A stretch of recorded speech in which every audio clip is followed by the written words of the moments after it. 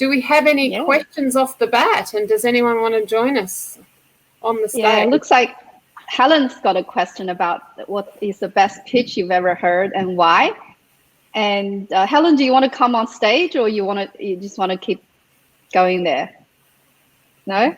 Oh, actually, I've already answered a question. Amy asked a question about the 20 questions I had.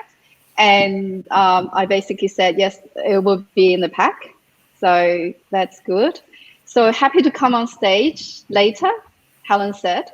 So she's happy to come on stage later. But do you know how to get her on stage? After you answer. Okay, sure. All right, after you answer. It's hard to, like, I have watched quite a lot of pitches in the past, and I've also done a lot of pitches with my clients in front of customers, also, sorry, in front of investors. Oh, you're talking about investor pitches, right, Helen? Helen, yes, okay, that's good. So, can you say something? We can't hear you right now. Yeah, hi. Yeah, sorry. This is a very interesting platform. Wasn't expecting that.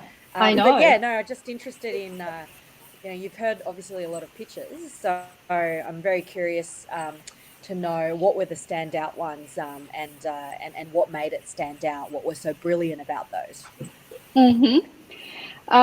I think for me, when you go, there are so many pitch competitions that you can attend, right? You can see those things. And in a lot of times when the pitch is a really good pitch is when it actually is really concise and it's structured well, with what is the problem, how they solve it, what's the team, what are they asking, all of those things. So what is the typical, I would say 12-slide thing, and depending on, if it's a 3-minute pitch or a 5-minute pitch or 8-minute pitch, or when you get a one-on-one investor pitch, it's 30 minutes or an hour. So the best pitch tends to be the one that is suited best for the actual situation. So if it's actually a 3-minute pitch, then you do it in a 3-minute. Like I actually, I don't know if you attended Pitch at Palace before. Pitch at Palace. This, I think Prince Andrews actually started that a few years back, and now it's all over the world. And I mentored one of the finalists for, I think, a couple of years ago, and they actually had 30-second pitches. So it's like really, really fast. You only have 30 seconds to talk about what you do, right? What your business is. So you really have to be very, very concise and straight to the point, and then make this great impression in that 30 seconds. So once that 30-second pitch is done, then you have the 3 minutes. Then the 3 minutes is good. Then you go to the final, etc. So it depends on what is your audience in that circumstance. What is the best information that you can share in that limited time frame. And I think it's always harder to actually make a shorter pitch than it is for a longer one, because if you have 10 minutes to talk about your business, you can talk about it from all different perspectives. But if you only have 30 seconds, really it's the most concise point that you can talk about it. So I can probably do a bit of research and then go back to say, these are the ones I really liked. But most of the time when I see this is the general theme that best to the point, talk about exactly what they are, and simplify it, and you don't have to do death by PowerPoint, but always tell a story. Tell the story about what the business is, and that story tends to actually attract attention, and then you sort of go from there. So Jen, do you have anything you want to add? I'd just add back to the passion and the storytelling.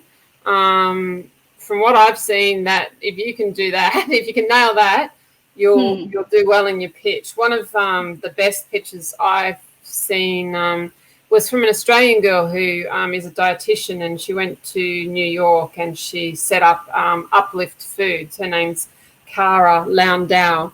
And if you Google her, Cara Landau, Uplift Food, She has some amazing pitches, and she's got great pitching skills. But she lives and breathes uplift food. Like she's basically has connected the gut health to the happiness that we experience in life, and her products really are suited at making life happier through what we eat and how we eat. So she's very passionate about that. So and it comes through every single pitch she does. So that's an example to Google. And that to me would be the really key thing.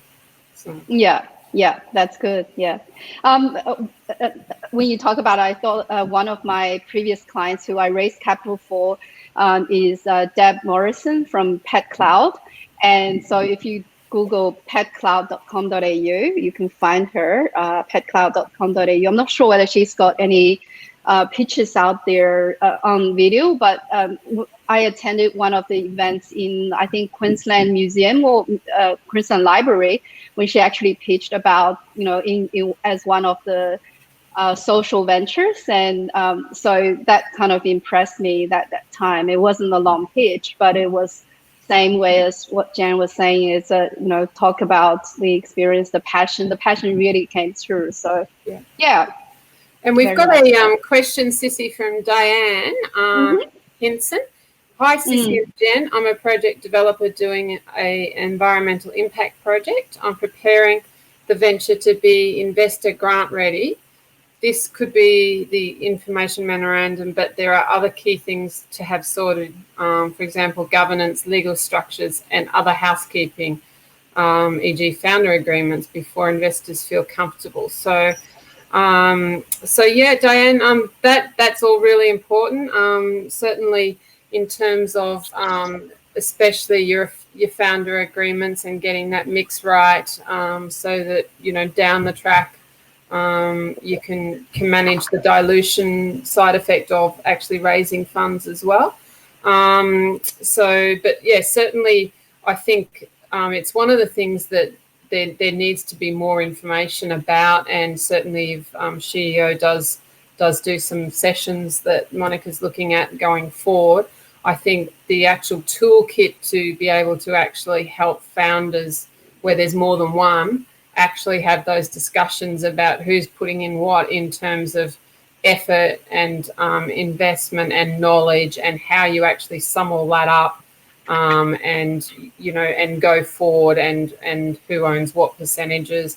That's a really tricky part of the whole equation. So and certainly depending on what you're looking to do with the business as well, it can be very tricky. So it was that for us, for our Eco Clean, because there was an imbalance in financial positions, and also an imbalance in risk as well. So we had to work really hard on getting the structure, the legal structure right, and working with our legal advisors and our accountants.